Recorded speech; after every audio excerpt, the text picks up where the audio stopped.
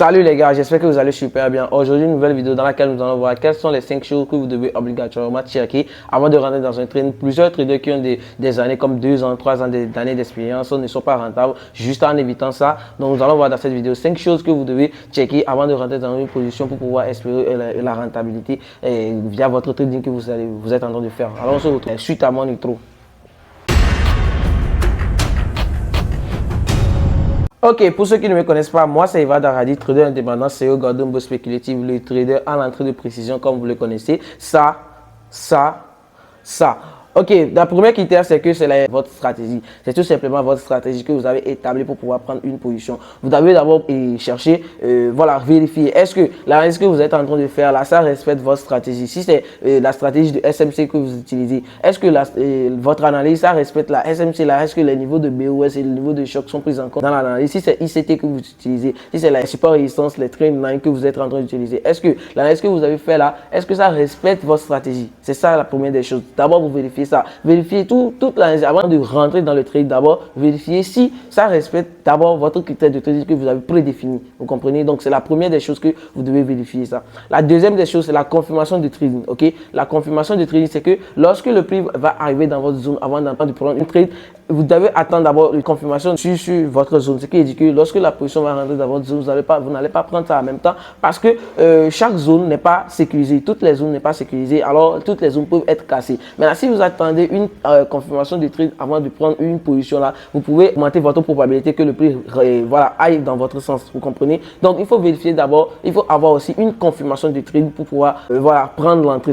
Par exemple, les aramis, les avalements, les bougies, les dojis, les étoiles du soir, il faut forcément avoir une confirmation dans la zone avant de prendre ton trade. J'ai fait une vidéo sur ma chaîne YouTube dans laquelle j'ai partagé quelques de mes confirmations que je reçois dans les zones avant de prendre l'entrée. Donc, c'est disponible sur ma chaîne. Pour ceux qui n'ont pas encore regardé, allez regarder ça. Ou soit je vais mettre le lien en haut ici que vous allez, une fois que vous terminez la vidéo, vous allez aller checker ça. Donc, la deuxième des choses, c'est d'avoir une confirmation des trades, une confirmation de bougie, par exemple, une confirmation de pattern avant de prendre le trade. Donc, la troisième des choses à vérifier avant de rentrer dans le trade, c'est le stop loss. C'est très important. Beaucoup de personnes ne vérifient pas le stop loss. Ils essaient de placer uniquement le lot et de ne pas savoir combien ils vont perdre une fois que le prix va toucher son stop loss. C'est le pire des choses que les gens sont en train de faire. Ok, il faut toujours vérifier le stop loss avant de rentrer dans le trade. Vous savez que lorsque la position va déclencher ou bien lorsque vous prenez la position là, vous êtes en train de risquer ce montant.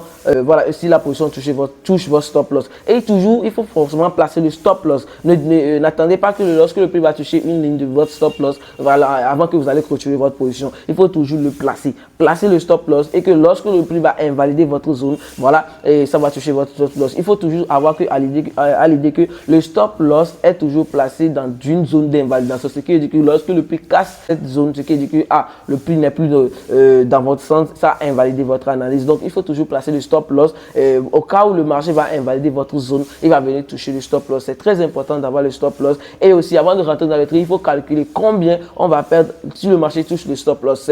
C'est l'une des choses importantes pour pouvoir préserver son capital. Donc, il faut comprendre ça comme ça. Placez toujours un stop loss. Un stop loss pour pouvoir sécuriser votre compte de trading. La quatrième des choses, c'est le risk reward. Ok, il faut toujours vérifier le risk reward. Est-ce que c'est 1.3 que vous voulez gagner ou c'est 1.5 que vous voulez chercher? Par exemple, moi, je prends toujours des trades qui ont des risques ratios de 1.5, des 1.7, des 1.10. Voilà, parce que une fois que tu touches un gros épée, là, ça peut combler peut-être 5 stop loss ou bien des 7 voire 10 stop loss. Donc, moi, je vise toujours des risques ratios qui sont un peu gros. Voilà, le risque ratio, il faut miser sur le risque ratio. Ne tradez pas les trades qui vont vous ramener de 1.1 comme stop loss et comme risque ratio.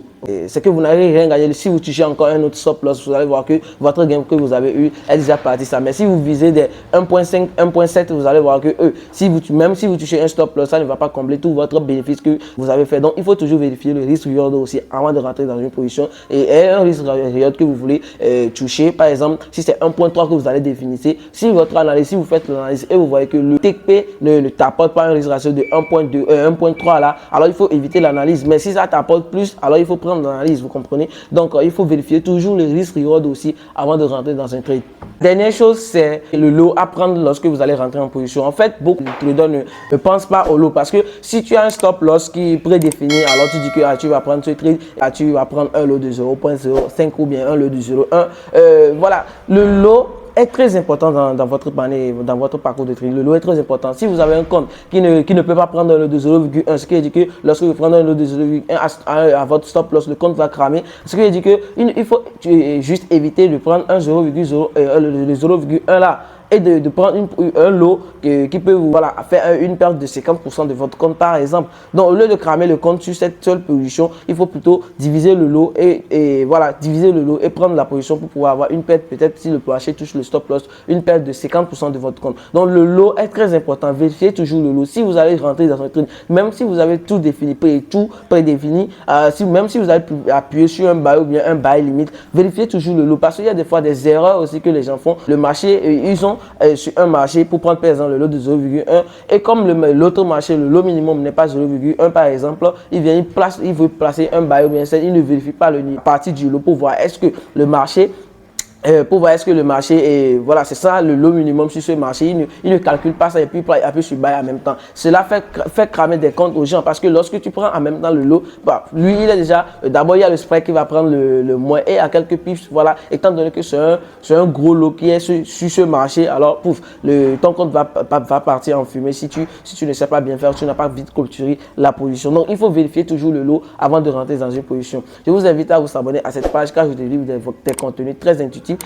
Voilà, beaucoup de valeur sur cette chaîne. N'hésitez pas à activer la cloche de notification pour être notifié lorsque je vais sortir une nouvelle vidéo en même temps et rejoindre le canal Telegram là où je partage des signaux, des setups gratuitement. Le lien dans la description, c'est très important de rejoindre pour être à l'actif de toutes les actualités en trading et être en contact avec la communauté GBS. On se dit à la prochaine vidéo les gars.